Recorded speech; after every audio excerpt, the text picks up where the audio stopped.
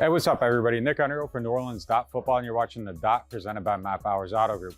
We're now just a couple days away from the draft, and we're finally going to start to see who the players are that are going to help the Saints during the 2022 season. By this point, we've covered just about every storyline, every direction that this draft could go, but there are still two burning topics for me that are on the forefront of my mind that I've been thinking about this week. The first one is running back a must position for this team?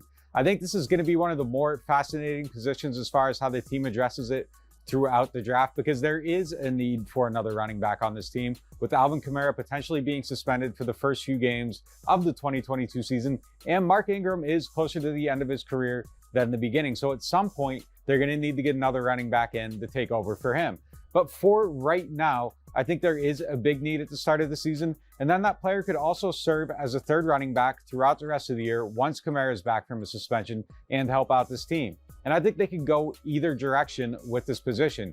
You could go with the guy that's more of a power runner to play behind Mark Ingram, or you could go with more of the satellite type back that could play behind Kamara and potentially be on the field with him to create some different looks, which was the initial vision when the team signed Ty Montgomery a couple of years ago, but that never quite materialized as hoped. So I would say this is a very high level need. I wouldn't necessarily call it a must, but it is a position I think the team should look to address during the draft.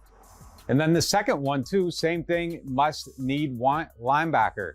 This is a kind of a tricky position because I think the team is set at the top with Demario Davis and Pete Werner in the fold. Those should be the two starters next year, regardless of who's on the roster or who isn't.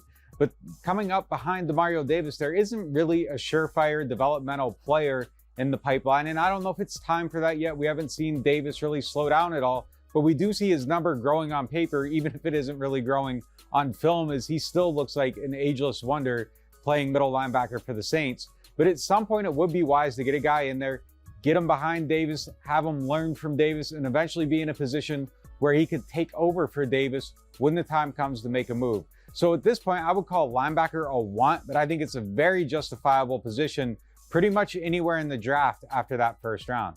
So there still are a few of these lingering things behind wide receiver that the team can still actually do. Tight end's kind of another low-key need for this roster that hasn't been talked about a lot. But those two are the ones, linebacker and running back, that I'm going to kind of be watching closely because I think it'll be fascinating to see what the team does about both of those spots. For everything on the draft, Thursday night, first round, all throughout the weekend, keep it locked to NewOrleans.Football.